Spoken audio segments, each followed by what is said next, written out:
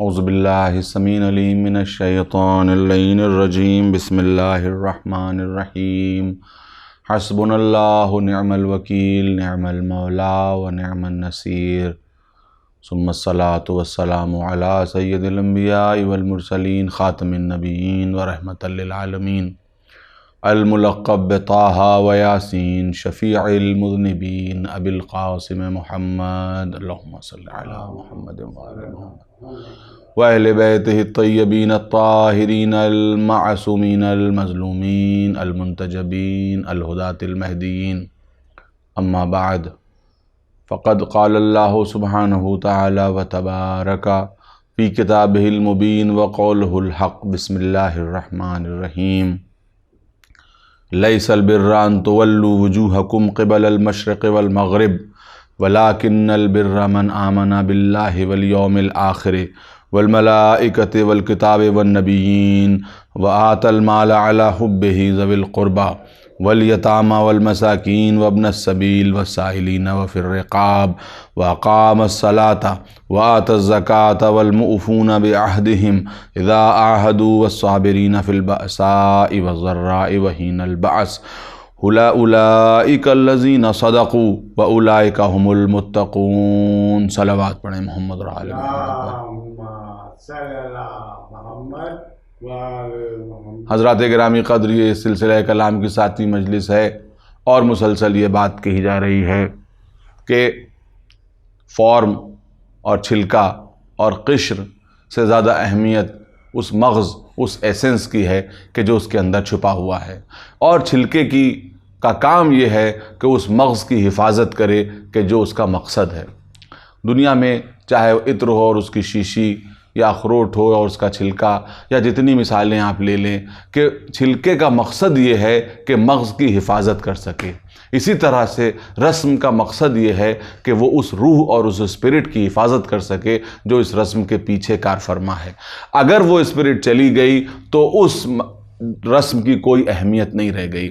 اس لیے کہ چیزیں اپنے کام سے پہچانی جاتی ہیں، چیزیں اپنے مقصد سے پہچانی جاتی ہیں، اپنی شکل سے نہیں پہچانی جاتی ہیں۔ دنیا میں جتنی بھی چیزیں جو جن کی شکل ہے ان کو آپ دیکھ جائیے، اگر وہ اپنا مقصد نہیں پورا کر رہی ہیں تو وہ بیکار کہی جانے کے قابل ہیں۔ بجلی کا پنکھا ہے، بہت خوبصورت لٹکا ہوا ہے، لیکن اگر وہ چل نہیں رہا ہے تو بیکار ہے، اگر وہ ہوا نہیں دے رہا ہے تو بیکار ہے۔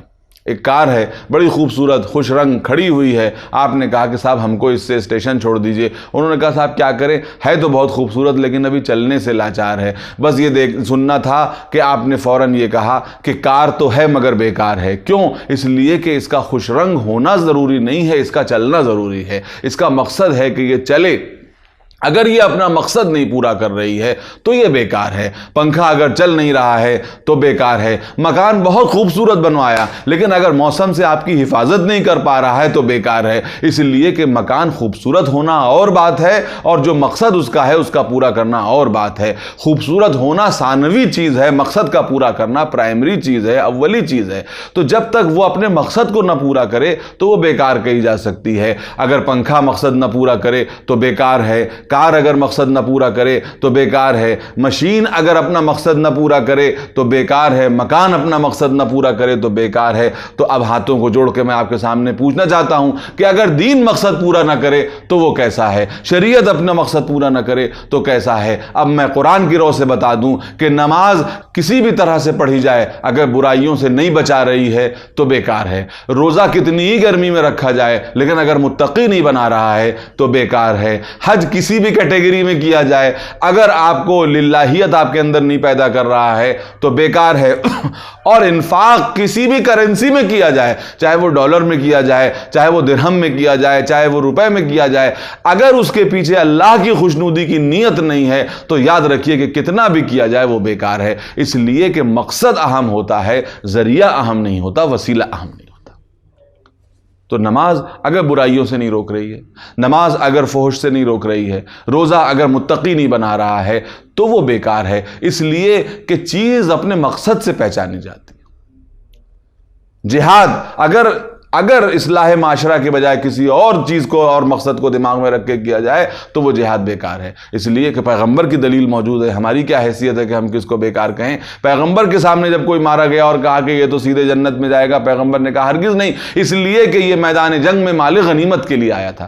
دیکھیے، مال غنیمت لوٹ لینا یا مال غنیمت میں حصہ پا جانا غلط نہیں ہے، لیکن مال غنیمت کے لیے میدان جنگ میں اترنا غلط ہے۔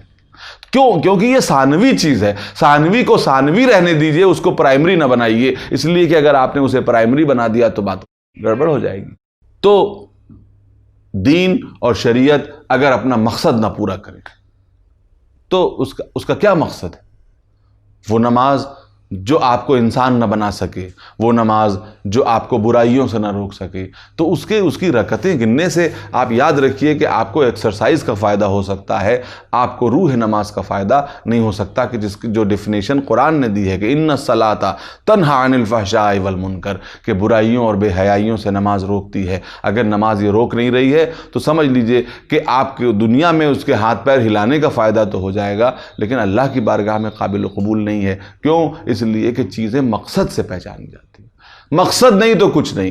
تو دین کا بھی ایک مقصد ہے، اور دین کے مقاصد اور دین شریعت کے مقاصد کو پورا کرنا یہ انسان کے لیے پہلے ضروری ہے، اور اس کا سمجھنا ضروری ہے۔ اگر یہ نہیں سمجھا تو رسم کے اندر سمٹ کے رہ جائے گا انسان۔ مثلا میں ایک بات کہہ دوں تاکہ نوجوانوں تک بھی بات پہنچ جائے، کہ آپ کو فرض کیجئے یورپ جانا ہے، تو یورپ جانے کے لیے وسیلہ ہے ایک ہوائی جہاز۔ کوئی انسان اگر یہ سمجھے کہ ہوائی جہاز مجھے بہت اچھا لگ رہا ہے، میں اسی کو اپنا مقصد بنا لوں، تو جو ہوائی جہاز کو اپنا مقصد بنا لے وہ اپنی منزل تک کبھی نہیں پہنچ سکتا۔ میں علی گڑھ سے حاضر ہوا ہوں، علی گڑھ سے بائی ٹرین جو ہے وہ لکھنؤ جو ہے وہ آیا جاتا ہے۔ اگر کوئی اس ٹرین کو ہی کوئی ٹرین اس کو بہت اچھی لگ جائے اور یہ کہے کہ یہی میری منزل ہے، تو اگر وہ ٹرین کو ہی اپنی منزل بنا لے تو وہ اپنی منزل تک کبھی نہیں پہنچ سکتا۔ اس کو سمجھنا ہوگا کہ وسیلہ کچھ اور ہے، منزل کچھ اور ہے۔ وسیلہ منزل کے لیے ہوتا ہے اور منزل وسیلے کے لیے نہیں ہوتی ہے۔ تو یہ بات اگر سمجھ لیا اس نے تو وہ کامیاب ہے، اور اگر اس نے وسیلے کو منزل بنا لیا تو یاد رکھیے کہ منزل تو اسے کبھی نہیں مل سکتی، وہ وسیلے میں ہی جو ہے وہ چکر کھاتا رہ جائے گا۔ ایک مرتبہ صلوات پڑھیں محمد اور آل محمد پر۔ اللہم صلی علی محمد وآل محمد۔ تو دین کے ارکان ہیں، ان کے مقاصد ہیں، اور دنیا کے اور دین کے مقاصد میں ایک اہم مقصد میں نے آپ کے سامنے عرض کیا تھا کہ عدل و انصاف ہے۔ عدل و انصاف اس اکسیر کا نام ہے کہ جو انسانوں کے درمیان گنجائشیں پیدا کرتی ہے۔ آج دنیا کو سب سے زیادہ، کسی بھی چیز سے زیادہ ضرورت انصاف کی ہے، اس لیے کہ آج دنیا میں سب کچھ ہے، ٹیکنالوجی ہے، سائنس ہے، دولت ہے، پیسہ ہے، کمفرٹ ہے، آرام ہے، سب کچھ ہے، مگر انصاف نہیں۔ اور انصاف کے نہ ہونے کی وجہ سے تکلیفیں پیدا ہوتی ہیں، ریسٹلیسنس پیدا ہوتی ہے، بے چینی پیدا ہوتی ہے۔ لوگوں کے درمیان انصاف، مختلف قوموں کے درمیان انصاف، مختلف مذاہب کے درمیان انصاف۔ آج دیکھیے مذہب کے نام پہ لوگ انصاف کو قتل کر رہے ہیں، نعرے کے لیے جو ہے وہ لوگوں کا قتل کیا جا رہا ہے۔ کیا یہ انصاف ہے؟ اور اگر آپ کو روح انصاف چاہیے تو میں نے آپ کے سامنے عرض کیا کہ آپ کو اسلام میں ایک ایسا کیریکٹر ملے گا کہ جس کے لیے لوگوں نے کہا کہ قتل فی محرابہ لشدت عدلہ، اپنی محراب میں اس لیے قتل کیے گئے کیونکہ وہ عدل کے اصول پہ سب سے زیادہ شدت کے ساتھ کاربند تھے۔ کون؟ امیر المومنین علی بن ابی طالب، جو معاشرے کے لیے بھی انصاف طلب تھے۔ میں نے پچھلی بار آپ سے کہا کہ انہوں نے کہا تھا کہ احسان فرد کے ساتھ کیا جاتا ہے، احسان معاشرے کے ساتھ نہیں کیا جاتا، احسان معاشرے کے ساتھ انصاف کیا جاتا ہے۔ علی کا انصاف اتنا وسیع تھا کہ جس کے اندر سب کے لیے گنجائش موجود تھی۔ دیکھیں دین کا پیغام سب کے لیے ہے، کچھ نہ کچھ سب کے لیے ہے۔ اسی لیے علی کے اوپر جو کتاب لکھی گئی، ایک اہم ترین کتاب صوت العدالت الانسانیہ، وہ کسی شیعہ نے نہیں لکھی، وہ کسی عاشق علی نے نہیں لکھی، وہ کسی سنی نے نہیں لکھی، وہ کسی دیوبندی بریلوی نے نہیں لکھی، بلکہ وہ ایک لبنانی عیسائی نے لکھی کہ علی عدل انسانی کی آواز۔ کیوں لکھی اس نے یہ کتاب؟ یہ کتاب تو ایک شیعہ کو لکھنی چاہیے تھی، یہ کتاب تو ایک مسلمان کو لکھنی چاہیے تھی، اس لیے کہ مسلمان امیر المومنین علی بن ابی طالب کے عشق کا دعویٰ کرتے ہیں، کسی بھی مکتب فکر سے تعلق رکھتے ہوں، لیکن کم سے کم امیر المومنین کے عشق کا دعویٰ تو رکھتے ہیں، اور میں سمجھتا ہوں کہ بے شک بجا طور پہ وہ عشق کا دعویٰ رکھتے ہیں، علی سے محبت کرتے ہیں۔ لیکن ایک عیسائی نے جو ہے وہ اس کتاب کو لکھا اور ایک عیسائی ہی نے اس کو چھپوایا۔ ہمارے لیے بڑی حکمتیں پوشیدہ ہیں اس واقعے میں۔ جارج جرداق نام تھا ان کا، وہ خود کہتے ہیں کہ میں نے کتاب لکھی۔ کیوں لکھی؟ اس لیے کہ علی نے سب کا خیال رکھا، علی کا جو انصاف تھا اور علی کے عدل کا دامن اتنا وسیع تھا کہ جس میں عیسائی بھی سما سکتے تھے، جس میں یہودی بھی سما سکتے تھے، جس میں اہل کتاب سما سکتے تھے، جس میں انسانیت سما سکتی تھی۔ وہ یہ کہتا ہے کہ جب میں نے یہ کتاب لکھ دی تو پھر ہمیں چھاپنے کا سرمایہ نہیں تھا، یہ جیسا کہ ہر مصنف کے ساتھ ہوتا ہے کہ کتابیں تو لکھ لی جاتی ہیں لیکن چھاپنے کے لیے وسیلے نہیں ہوتے۔ تو وہ یہ کہتا ہے کہ میں مغموم جا کے چرچ میں بیٹھ گیا، ابھی میں بیٹھا ہوا تھا کہ فادر نے آ کے کہا کہ جارج کیوں تم خاموش بیٹھے ہوئے ہو؟ کہا کہ کیا کریں، ایک کتاب لکھی ہے مگر چھپنے کا سامان نہیں ہے۔ کہا کہ کون سی کتاب ہے، میں کچھ مدد کروں؟ کہا بھئی تم سے کوئی تعلق نہیں ہے۔ کہا کیوں؟ کہا اس لیے کہ ہم نے تمہارے مذہب کے تعلق سے کچھ نہیں لکھا ہے، بلکہ ہم نے مسلمانوں کے پیشوا کے لیے کتاب لکھی ہے۔ عجیب بات ہے، جب اس نے یہ کہا، جارج نے کہا کہ میں نے مسلمانوں کے پیشوا کے لیے کتاب لکھی ہے، تو پادری نے فوراً پوچھا کس پیشوا کے لیے کتاب لکھی ہے؟ کہا کہ آپ نہیں جانتے ہوں گے، مسلمانوں کے چوتھے خلیفہ علی ابن ابی طالب کے لیے۔ بس یہ سننا تھا کہ وہ چونک گیا۔ اس نے کہا تم نے علی ابن ابی طالب کی فضیلت میں کتاب لکھی ہے؟ کہا ہاں ہم نے ان کی فضیلت میں کتاب لکھی ہے۔ وہ گیا، اس نے الماری کھولی اپنی، اور جو رقم مطلوب تھی، جو رقم درکار تھی، وہ رقم لا کے اس کے دامن میں ڈال دی۔ کہا کہ لو جاؤ اور چھپنے کا انتظام کرو۔ کہا کہ آپ نے کیوں اس کے لیے کی؟ یہ کوئی عیسائی فگر تھوڑی ہے کہ جن کے لیے آپ کتاب کے چھپنے کا انتظام کر رہے ہیں، تو آپ نے کیوں کتاب کے چھپنے کا انتظام کیا؟ بس یہ سننا تھا کہ اس نے کہا کہ تم سمجھتے ہو کہ علی کا احسان صرف مسلمانوں کی گردن کے اوپر ہے، علی کا احسان یہودیوں اور عیسائیوں کے اوپر بھی ہے۔ کہا کہ آپ کیا جانتے ہیں، ذرا بتائیے۔ تو کہا کہ جب ہم یہ بتانا چاہتے ہیں تم کو کہ جس وقت علی کی خلافت کوفے میں قائم ہوئی تو اس وقت عیسائیوں اور یہودیوں کا ایک وفد پہنچا، اور اس نے یہ کہا کہ آپ کی حکومت میں ہمارا کیا حصہ ہوگا، آپ کی حکومت میں ہماری کیا پوزیشن ہوگی؟ تو وہ کہتے ہیں کہ علی ابن ابی طالب نے عجیب جملہ فرمایا، اگر علی یہی کہہ دیتے کہ تم اسلامی معاشرے میں رہو، جو مسلمانوں کی جان مال عزت آبرو ہوگی وہی تمہاری جان مال عزت آبرو ہوگی، تو یہی بہت بڑی بات تھی۔ اس لیے کہ اس زمانے میں ظاہر ہے کہ تعصب اپنے آسمان کے اوپر تھا، تو کوئی اگر یہ کہہ دیتا تو یہ بہت بڑی بات تھی کہ جو مسلمانوں کی عزت ویسی تمہاری عزت، جو مسلمانوں کی دولت کی حفاظت ہوگی ویسی تمہاری حفاظت ہوگی، جس طرح مسلمانوں کی جان کی حفاظت ہوتی تھی اس طرح تمہاری جان کی بھی حفاظت ہوگی۔ مگر وہ کہتے ہیں کہ امیر المومنین نے صرف یہی نہیں کہا، اس کے آگے کا بھی جملہ کہا۔ امیر المومنین نے یہ فرمایا کہ دیکھو تم ہماری حکومت میں جیسے رہ رہے ہو ویسے ہی رہو، تمہاری جان مال عزت آبرو کی اسلامی حکومت ذمہ داری اور گارنٹی لیتی ہے، اور دیکھو جب تمہارا جھگڑا ہوگا تو اگر یہودیوں کا جھگڑا ہوگا تو اس کا فیصلہ توریت سے کروں گا، اگر عیسائیوں کا جھگڑا ہوگا تو اس کا فیصلہ انجیل سے کروں گا، اور مسلمانوں کا جھگڑا ہوگا تو اس کا فیصلہ قرآن سے کروں گا۔ صلوات پڑھیں محمد اور آل محمد۔ صلی اللہ محمد محمد۔ آپ بتائیے کتنا بڑا مسئلہ ہے، اور شاید آج دنیا کا سب سے بڑا مسئلہ ہے، اس لیے کہ فنڈامنٹلزم آگے بڑھتا جا رہا ہے، اور جو بھی مائنورٹیز کسی ملک کی میجورٹی میں رہتی ہیں ان کا سب سے بڑا سوال یہ ہے کہ ہمارے حقوق کا کیا ہوگا۔ اس میں کسی مذہب کی قید نہیں ہے، ہر مذہب کے یہاں یہ مسئلہ ہے کہ مائنورٹی یہ چاہتی ہے کہ اس کے حقوق محفوظ رہیں، میجورٹی یہ چاہتی ہے کہ مائنورٹی کو دبا کے رکھے، مائنورٹی یہ چاہتی ہے کہ اس کے حقوق محفوظ رہیں۔ آپ بتائیے اس معاملے میں امیر المومنین کی یہ جملہ کتنی بڑی جو ہے وہ ہمارے لیے ہدایت رکھتا ہے کہ تم رہو، تمہاری اسی طرح حفاظت کی جائے گی جس طرح مسلمانوں کی حفاظت کی جاتی ہے، اور ہاں جب ڈسپیوٹ ہوگا تو تمہارا ڈسپیوٹ ہم تمہاری کتاب کے ذریعے سیٹل کریں گے، اپنی کتاب کے ذریعے سیٹل نہیں کریں گے، اپنی شریعت کے حساب سے نہیں سیٹل کریں گے۔ تو اس کے کیا معنی ہیں؟ اس کے معنی امیر المومنین یہ بتا دینا چاہتے ہیں کہ شریعت کسی کی بھی ہو مگر وہ لائق احترام ہوتی ہے، اس لیے کہ ہر شریعت نے انسانی حقوق کا پاس و لحاظ رکھا ہے اور انسانی حقوق دینے کی کوشش کی ہے۔ ورنہ امیرُ المومنین یہ کہہ سکتے تھے کہ تم اسلامی حکومت میں رہ رہے ہو اس لیے تمہیں اسلامی کانسٹیٹیوشن ماننا پڑے گا، لیکن علی نے یہ نہیں کہا کہ ہم اسلامی کانسٹیٹیوشن کے ذریعے تمہارا فیصلہ کریں گے، تمہارے کانسٹیٹیوشن کے ذریعے فیصلہ کریں گے۔ خدا کی قسم یہ وہی کہہ سکتا تھا کہ جس کو پیغمبر نے کہا تھا کہ میں شہر علم ہوں اور علی اس کے دروازہ ہیں۔ جو علی جب دروازے کا یہ عالم ہے تو شہر کا کیا عالم ہوگا؟ صلوات پڑھیں محمد اور آل محمد۔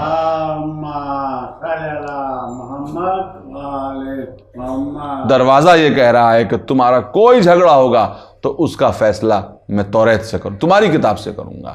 تو اس کے معنی یہ ہیں، اور ہمیں ماننا پڑے گا کہ علی کی نظر میں قرآن جس طرح سے سامنے تھا اسی طرح سے ہر وقت علی کی نظر میں انجیل بھی تھی، اسی طرح سے علی کی نظر میں ہر وقت توریت تھی، اسی طرح علی کی نظر میں صحف آسمانی تھے، اسی طرح سے علی کی نظر میں دنیا کے تمام مذاہب کی کتابیں تھیں۔ تبھی تو آپ نے یہ فرمایا کہ ہم تمہارا فیصلہ اسی اعتبار سے کریں گے۔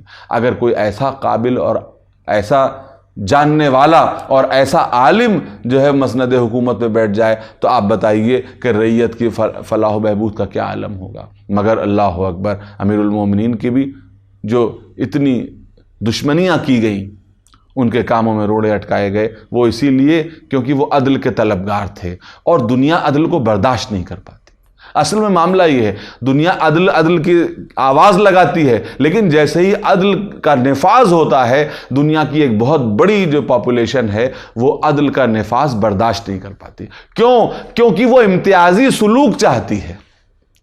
دنیا میں جو بڑے لوگ ہوتے ہیں، دنیا میں جو وائٹ کالر لوگ ہوتے ہیں کہ جن کو قرآن نے احبار کہا ہے، جن کو جو ہے وہ قرآن نے مستکبرین کہا ہے، جن کو قرآن نے سردار کہا ہے، جو سماج یعنی اپنے آپ کو سماج کا قائد سمجھتے ہیں، وہ امتیازی سلوک کے طلبگار ہوتے ہیں۔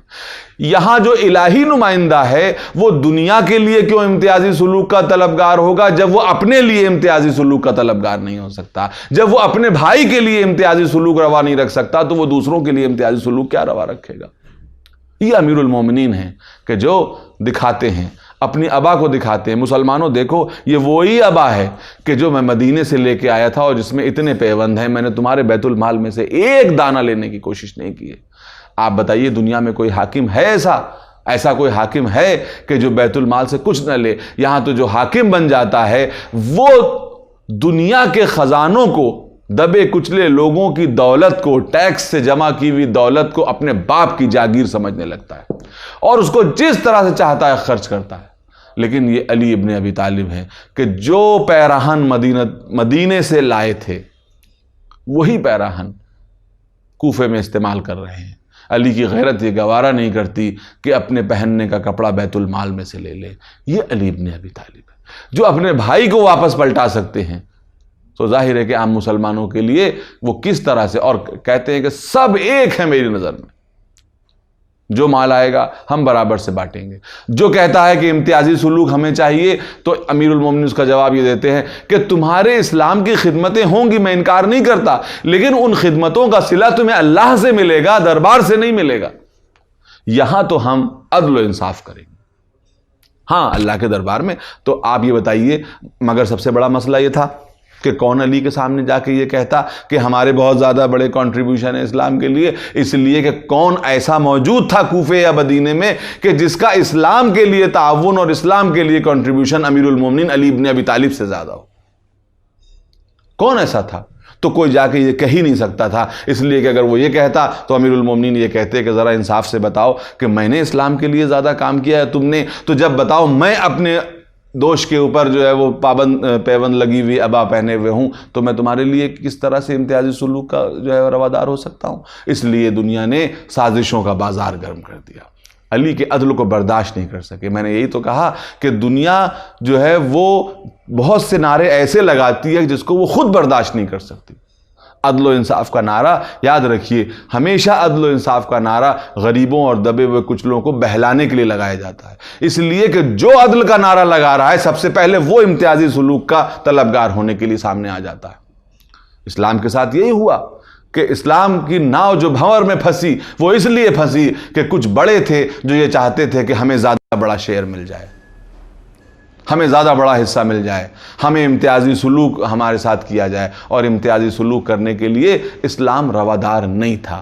بس یہ سمجھ لیجئے کہ جو اسلام علی کے ذریعے لیا جائے گا اس میں سب کے لیے گنجائش ہوگی، اور جو اسلام دوسروں سے لیا جائے گا، ظالمین کے ذریعے سے لیا جائے گا، اس میں دوسروں کا کیا ذکر ہے، اپنوں کے لیے بھی گنجائش نہیں ہوگی۔ صلوات پڑھیں محمد اور آل محمد پر۔ اللہم صلی علی محمد و آل محمد۔ اپنوں کے لیے بھی گنجائش نہیں ہوگی، اس لیے کہ یہ اسلام علی کے ذریعے لیا جا رہا ہے۔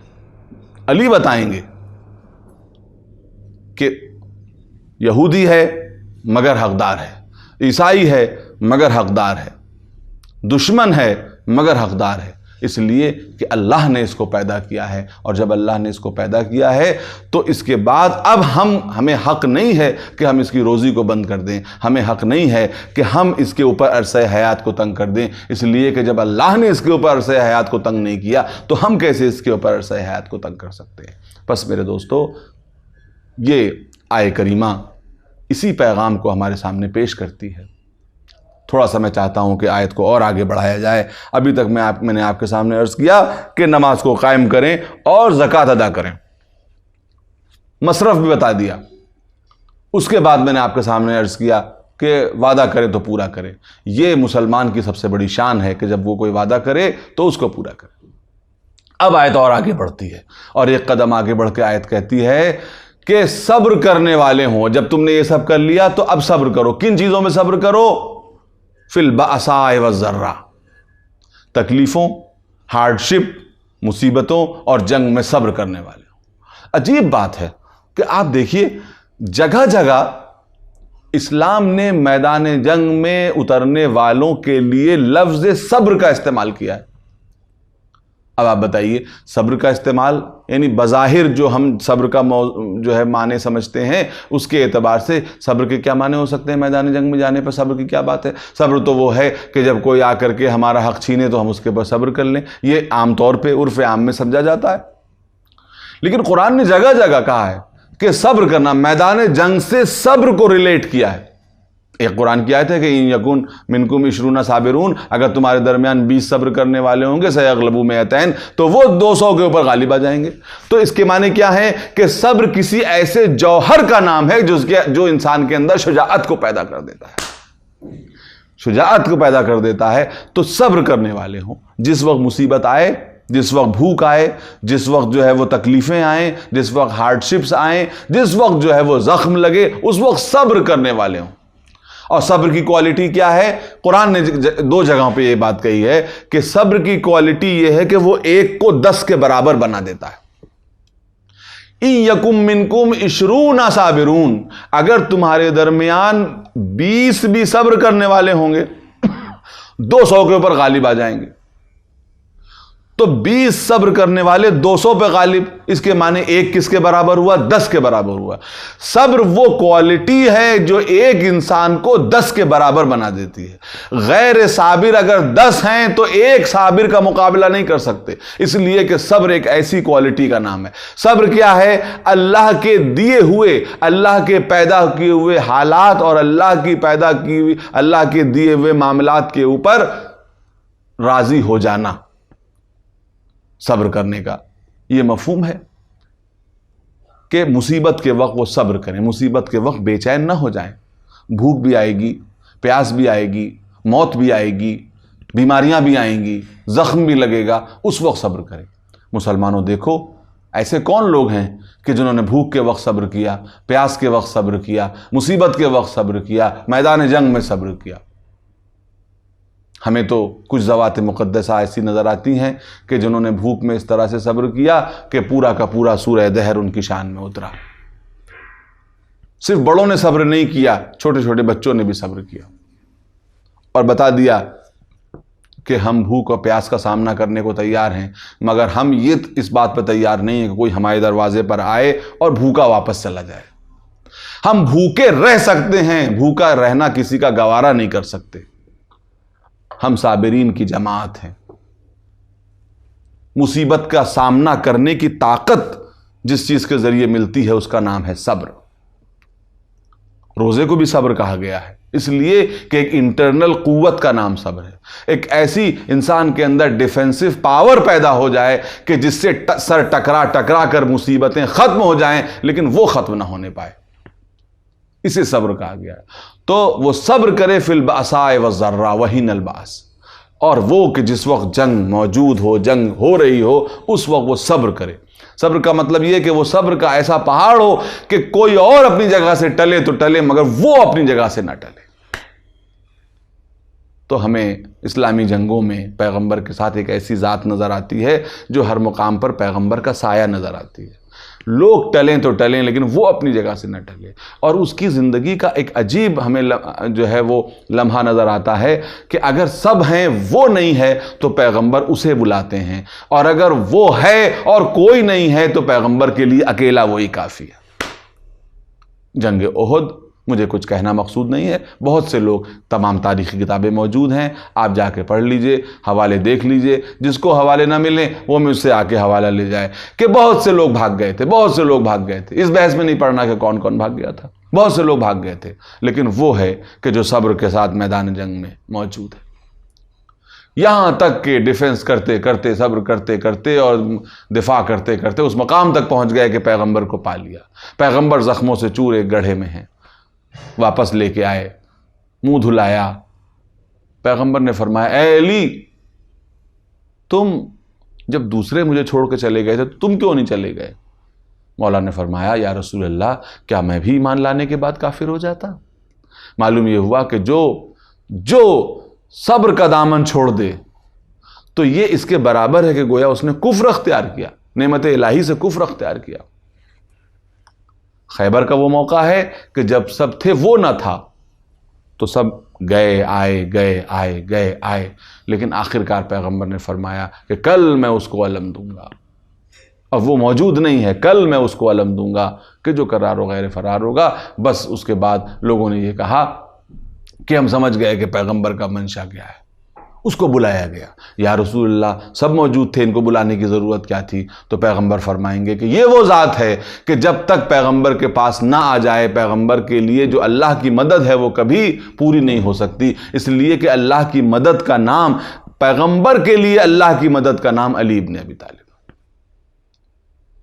فی البأساء والضراء، مصیبتوں کے وقت پہ صبر کرے، حالات کیسے بھی ہوں ان کے اوپر صبر کرے.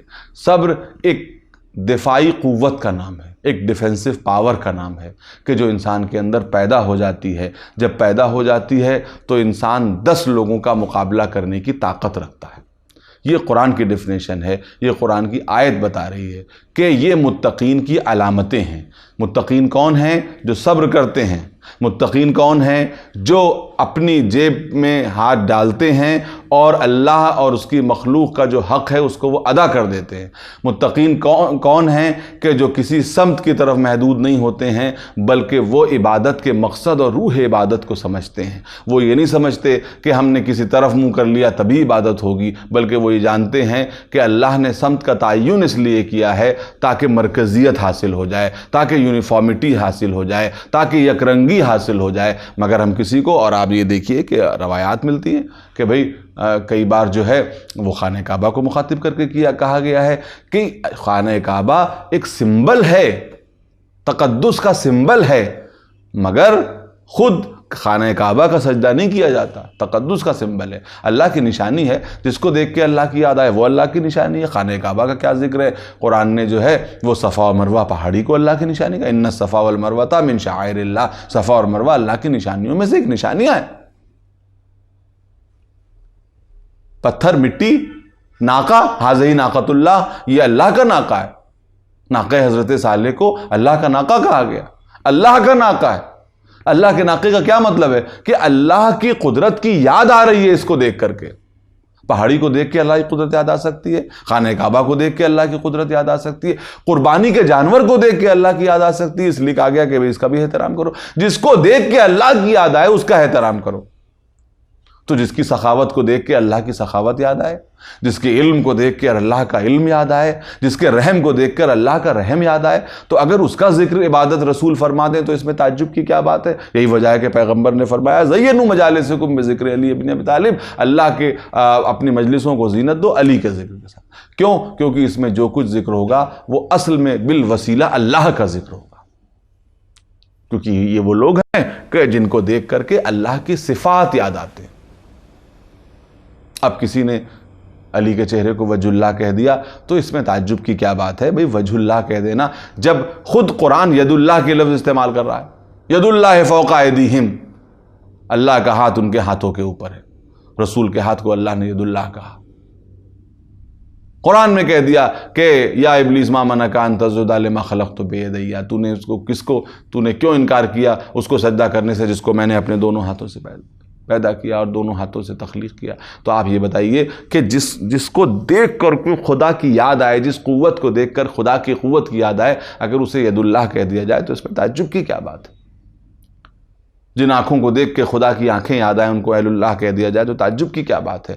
یہاں ہم الوہیت کے قائل نہیں ہو رہے ہیں، اللہ کے صفات کی علامت کے قائل ہو رہے ہیں کہ اللہ نے کہا ہے کہ ہماری صفات کا جلوہ کچھ لوگوں میں ہے۔ جیسے آپ سورج کو نہیں دیکھ سکتے، سورج سے آنکھ ملائیں گے آنکھیں خیرہ ہو جائیں گی، تو سورج کو دیکھنے کا طریقہ یہ ہے کہ بیچ میں ایک وسیلہ لے لیجئے، بیچ میں پانی کا ایک تشت لے لیجئے اور پانی کے تشت میں سورج کا عکس دیکھ لیجئے، اور یہ عکس اتنا ہی صاف ہوگا، پانی جتنا صاف ہوگا، جتنا پانی گندا ہوگا وہ عکس بھی اتنا ہی کثیف ہوتا چلا جائے گا۔ تو معلوم یہ ہوا کہ ذوات مقدسہ جتنی بلند مرتبہ ہوتی جاتی ہیں، اللہ کی صفات اتنی زیادہ ان کے اندر منعکس ہوتی چلی جاتی ہیں۔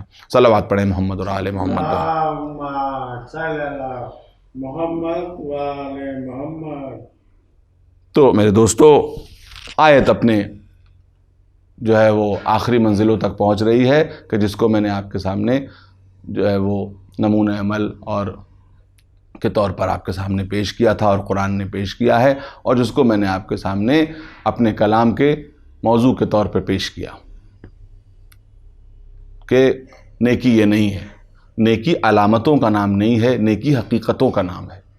بہت سے مذاہب ہیں، عیسائیت میں بھی یہ ہے کہ بچہ پیدا ہو تو اسے ایک ہولی واٹر میں نہلا دو، تو ہولی واٹر میں نہلا لینے سے وہ جو ہے وہ نیک بن جائے گا۔ بھی ہولی واٹر میں نہلا لینے سے وہ نیک نہیں بن جائے گا۔ حضرت عیسیٰ مسیح کو جو ہے وہ اپنا نجات دہندہ قبول کر لو، بس تم نیک ہو جاؤ گے، تمہاری جو ہے وہ نجات ہو جائے گی۔ تو کسی کو اپنا نجات دہندہ قبول کرنے سے کوئی نجات نہیں پاتا، بلکہ اس نجات دہندہ کے راستے پہ چل کر کے نجات کے راستے کو طے کیا جاتا ہے۔ عیسائیت نے دنیا کو یہی درس دیا کہ بھئی جو ہے، اور عیسائیت نے دیا، میں کہہ رہا ہوں حضرت عیسیٰ مسیح نے نہیں دیا۔ قرآن میں کہا گیا ہے کہ عیسیٰ مسیح سے پوچھا جائے گا کیا تم نے تثلیث کا درس دیا تھا، کیا تم نے کہا تھا کہ میں خدا کا بیٹا ہوں؟ تو حضرت عیسیٰ کہیں گے کہ نہیں، ہم نے تو بالکل نہیں کہا تھا کہ ہم خدا کے بیٹے ہیں۔ یہ تو وہ چیز ہے جو انہوں نے گڑھ لی ہے، یہ تو وہ چیز ہے کہ جو انہوں نے دین میں پیدا کر لی ہے، یہ تو وہ چیز ہے کہ جو انہوں نے ہمارے دین سے اسپرٹ کو رخصت کرنے کے لیے ایجاد کی ہے۔ اسی طریقے سے مجھے لگتا ہے کہ دین اسلام کے بارے میں بھی بہت سے سوالات کیے جائیں گے خدا کی طرف سے کہ کیا تم نے یہ کہا تھا، تو پیغمبر کہیں گے نہیں، ہم نے تو یہ نہیں کہا تھا۔ جب پوچھا جائے گا کہ کیا تم نے یہ کہا تھا، تو ائمہ یہ کہیں گے کہ ہم نے تو یہ نہیں کہا تھا، مگر کچھ لوگوں نے اس کو اپنے یہاں گڑھ لیا، اپنے یہاں پیدا کر لیا۔ بہت سی ایسی چیزیں ہیں، لمحہ فکریہ ہے، اور ہمیں چاہیے کہ وہ چیزیں جو ہم نے پیدا کی ہیں ان کو ہم خود اپنے معاشرے سے اکھاڑ کے پھینک دیں، اس لیے کہ جب ہم ان کو اکھاڑ کے پھینکیں گے تو جس طرح سے کھیتی میں جب فاضل پودوں کو اکھاڑ کے پھینک دیا جاتا ہے، جب آوارہ پودوں کو اکھاڑ کے پھینک دیا جاتا ہے تو ہماری فصل اور زیادہ لہلہانے لگتی ہے۔ تو جب ہم اپنے یہاں سے بہت سی ایسی فاضل چیزوں کو اکھاڑ کے پھینک دیں گے تو جو ہمارے دین کی فصل ہے اور ہمارے ایمان کی فصل ہے وہ اور زیادہ لہلہانے لگے گی، اور جو مقصد اس آیے کریمہ کا ہے۔ ایک مرتبہ صلوات پڑھیں محمد اور آل محمد پر۔ اللہم صلی اللہ محمد و آل محمد۔ جب یہ بھی ہے، اللہ کا یہ وعدہ ہے کہ جب فساد بڑھے گا دین میں تو کوئی ایسا کھڑا ہوگا کہ جو اس فساد سے نجات دلائے گا دین کو۔ سن 61 ہجری میں بھی دین کے اوپر ایسا ہی وقت پڑا تھا کہ جب دین کی روح سے بھی کھلواڑ ہو رہا تھا، دین کے جسم سے بھی کھلواڑ ہو رہا تھا۔ اس فساد کو روکنے کے لیے امام حسین مدینے سے چلے تھے۔ جگہ جگہ انہوں نے یہی مقصد بیان کیا ہے کہ میں جا رہا ہوں اپنے نانا اور اپنے بابا کے نقوش کو زندہ کرنے کے لیے جا رہا ہوں۔ میں کسی اور چیز کے لیے نہیں نکلا ہوں، میں دولت کے لیے نہیں نکلا ہوں، میں حکومت حاصل کرنے کے لیے نہیں نکلا ہوں۔ اور کون ایسا سمجھ سکتا تھا؟ آپ یہ بتائیے کہ کیا امام حسین نہیں سمجھ رہے تھے کہ اپنے چھوٹے سے لشکر سے حکومت نہیں حاصل ہوتی؟ آپ خوب سمجھ رہے تھے، آپ جان رہے تھے، اور آپ یہ بھی جان رہے تھے کہ آپ شہادت کے لیے نکل رہے ہیں۔ لیکن چونکہ امام جانتے تھے کہ میرا خون معاشرے کی رگوں میں زندگی بن کے دوڑ جائے گا، اس لیے امام جا رہے تھے، سب کو لے کے جا رہے تھے، سب کو دیکھتے جا رہے تھے، حسرت سے نظر کرتے جا رہے تھے، اور سمجھ رہے تھے کہ یہ میرا لشکر کٹ جائے گا، مگر میرا لشکر کٹ جائے، اسلام کی گردن سلامت رہ جائے۔ وہی ہوا، مقصد حسین پورا ہوا کہ اسلام کا لشکر تو کٹ گیا، حسین کا لشکر تو کٹ گیا، مگر اسلام کے گلے پہ چھری نہ چل سکی۔ اور آج بھی جو اسلام باقی ہے یہ کربلا کا صدقہ ہے، کربلا کا طفیل ہے جو اسلام باقی ہے۔ اگر کربلا نہ ہوتی تو اسلام بھی نہ ہوتا۔ یہ میرا کہنا نہیں ہے، یہ خواجہ اجمیری کا کہنا ہے کہ جنہوں نے کہہ دیا حقا کہ بنا لا الہ ہست حسین، خدا کی قسم لا الہ الا اللہ کی جو بنا ہے وہ حسین ابن علی ہے، جنہوں نے کربلا کے میدان میں اپنا خون دے کر کے لا الہ الا اللہ کو بچایا۔ علامہ اقبال نے آواز دی نقش الا اللہ بر صحرا نوشت، کہ امام نے اپنے خون سے صحرا کے اوپر لا الہ الا اللہ لکھ دیا۔ کہ امام نے کیوں لکھا؟ یہ جملہ صرف جملہ نہیں بلکہ بہت معنی خیز ہے کہ ہم یزید کی خدائی قبول کرنے کو تیار نہیں، اس لیے کہ ہم مالک دو جہان کی خدائی کو قبول کیے ہوئے، اس لیے ہم یزید کی خدائی کو قبول نہیں کریں گے۔ اور یزید کیا کسی بھی حاکم کی خدائی کو قبول نہیں کریں گے، وہ ہماری قسمت کا مالک نہیں ہو سکتا، وہ ہمارے ضمیر کا مالک نہیں ہو سکتا، اس لیے کہ ہم نے لا الہ الا اللہ کہا۔ تو جب ہم لا الہ الا اللہ کے سامنے جو ہے جھک چکے ہیں تو ہم جھوٹے خداؤں کے سامنے نہیں جھکیں گے۔ جھوٹے خدا صرف بتوں کی شکل میں نہیں ہوتے، جھوٹے خدا آئیڈیا کی شکل میں بھی ہو سکتے ہیں، جھوٹے خدا انسان کی شکل میں بھی ہو سکتے ہیں، جھوٹے خدا بادشاہوں کی شکل میں بھی ہو سکتے ہیں۔ جو انسان کی فکر پہ کنٹرول کرنا چاہے، جو انسان کے ضمیر کو خریدنا چاہے، جو انسان کو پوری عالم انسانیت کو اپنی رعیت سمجھنا چاہے، جو اپنا غلام سمجھنا چاہے، جو شریعت کو پامال کرے، وہ اصل میں معاملہ یہی ہے کہ وہ خدائی کی آڑ میں خدائی کرنا چاہتا ہے۔ اور امام نے اسی لیے اس خدائی کو بھی، جس طرح سے حضرت موسیٰ نے فرعون کی خدائی کو جو ہے وہ ذلیل و خوار کیا تھا، جس طرح سے حضرت محمد مصطفیٰ نے ابو لہب کی خدائی کو جو ہے وہ ذلیل و خوار کیا تھا، اسی طرح سے امام حسین نے یزید کی خدائی کو ذلیل و خوار کیا اور کہا کہ کائنات پر تم جو ہے وہ خلق خدا کے اوپر تم حکومت کا دعویٰ کرنا چاہتے ہو، تمہارے اندر اتنی بھی طاقت نہیں ہے کہ نواسۂ رسول سے تم بیعت لے سکو۔ تم نے یہی تو بات تھی کہ تم بیعت لینا چاہتے تھے اور حسین بیعت لینا نہیں چاہتے، کرنا نہیں چاہتے تھے۔ اب بتاؤ جنگ کے بعد فیصلہ کیا ہوا؟ حسین نے بیعت کی یا تم بیعت لے سکے؟ حسین نے بیعت نہیں کی، تم بیعت نہیں لے سکے، اور تمہاری شکست کی اس سے بڑی علامت اور کیا ہوگی کہ تمہیں تو حسین کے بعد فرزند حسین سے بیعت مانگنی چاہیے تھی، لیکن تمہارے شکست خوردہ ذہن نے یہ گوارا نہیں کیا کہ اب دوبارہ سید سجاد سے بیعت طلب کرو، اس لیے کہ تم سمجھ چکے تھے کہ اگر سید سجاد سے بیعت طلب کی جائے گی تو ایک نئے کربلا تعمیر ہو جائے گی، اور جب ایک ہی کربلا کا بوجھ ہم اپنی حکومت کے اوپر برداشت نہیں کر سکتے تو دوسری کربلا کا بوجھ ہم اپنی حکومت پہ کیسے برداشت کر سکتے ہیں؟ میرے دوستو، یہ بہت مشکل مرحلہ تھا، عام انسانوں کے بس کا نہیں تھا۔ دیکھیے یہ جو آیت ہے یہ ہمارے لیے ہے، لیکن یہ کہ کربلا کے واقعے کو انجام تک پہنچا دینا یہ کسی عام ہیومن کے بس کا کام نہیں تھا۔ اس کے لیے تو بس حسین ابن علی کی شخصیت درکار تھی، وہ شخصیت کہ جس کی رگوں میں علی کا خون اور شیر حضرت زہرا دوڑ رہا ہو۔ اللہ اکبر! جس کے لیے دشمن نے کہا تھا کہ ان کے قلب میں اپنے باپ کا دل ہے، تو جس کے پہلو میں باپ کا دل ہو، جس کے پہلو میں علی کا دل ہو، وہی اس مہم کے لیے نکل سکتا ہے۔ اس لیے کیا عام آدمی اپنے بچوں کو قتل ہوتا ہوا دیکھ سکتا ہے؟ کیا عام آدمی اپنے بھائیوں کے شان قلم ہوتا ہوا دیکھ سکتا ہے؟ اور عام آدمی کیا یہ دیکھ سکتا ہے، کیا گوارا کر سکتا ہے کہ اس کی شہادت کے بعد ہی صحیح اس کے گھر سے بیویوں کو جو ہے وہ نکالا جائے گا اور خیمے میں آگ لگا دی جائے گی اور بیویوں کو بے پردہ کیا جائے گا؟ اللہ اکبر! کیسے کیسے منظر اس آسمان نے دیکھ دیکھے ہیں کہ 11 محرم کو اہل بیت گرفتار ہو کر کے لے جائے جا رہے ہیں۔ کہاں لے جائے جا رہے ہیں؟ ابن زیاد کے دربار میں لے جائے جا رہے ہیں۔ دربار کی، کوفے کے بازار کی آئینہ بندی کی گئی ہے، سجایا گیا ہے تاکہ کس کا تماشا دیکھا جائے؟ اہل بیت اطہار کا تماشا دیکھا جائے، اہل بیت رسالت کا تماشا دیکھا جائے، اس کے لیے آئینہ بندی کی گئی ہے۔ اللہ اکبر۔ اور یہ قافلہ روانہ ہوا ہے اور کوفے میں وارد ہوا ہے۔ کس انداز میں کہ آگے آگے جنگی باجے بج رہے ہیں، اس کے پیچھے پیچھے کچھ سر ہیں جو نوکے نیزہ پر بلند ہیں، اس کے پیچھے پیچھے ایک بیمار ہے جس کے ہاتھوں میں ہتھکڑیاں اور پیروں میں بیڑیاں ہیں، اور اس کے پیچھے پیچھے کچھ بیبیاں ہیں جو بے کجاوا اونٹوں کے اوپر بیٹھی ہوئی ہیں اور جن کے سروں پہ چادریں نہیں ہیں، اور عجیب انداز میں خطبہ دے رہی ہیں کہ جدھر سے جاتی ہیں خطبہ دیتے ہوئے ادھر کی عورتیں جو ہیں وہ ان کے اوپر گریا طاری ہو جاتا ہے۔ اور اس انداز میں یہ قافلہ گزر رہا ہے۔ جب کوفے کی مسجد کے قریب آیا یہ قافلہ تو جو ہے وہ کوفے کی مسجد میں ایک علی کا چاہنے والا بیٹھا ہوا تھا جس کا نام عبداللہ ابن عفیف تھا۔ کہا جاتا ہے کہ ان کی ایک آنکھ جنگ جمل میں شہید ہو گئی، ایک آنکھ جنگ صفین میں شہید ہو گئی، مکمل نابینا تھے اور دن بھر کوفے کی مسجد میں عبادت کرتے رہتے تھے۔ بیٹی پہنچا جاتی تھی، شام کو لے جاتی تھی۔ ایک مرتبہ انہوں نے اپنی بیٹی کا ہاتھ پکڑ لیا اور کہا کہ بیٹی کیا قیامت برپا ہو گئی ہے؟ بیٹی نے کہا کہ نہیں بابا، قیامت تو نہیں برپا ہوئی، قیامت کے آثار تو نہیں ہیں۔ تو کہا کہ جب قیامت کے آثار نہیں ہیں تو میں 20 برس کے بعد اپنے مولا کے لہجے میں خطبہ کیسا سن رہا ہوں؟ یہ کون آ گیا کوفے میں کہ جو میرے مولا کے لہجے میں خطبہ دے رہا ہے؟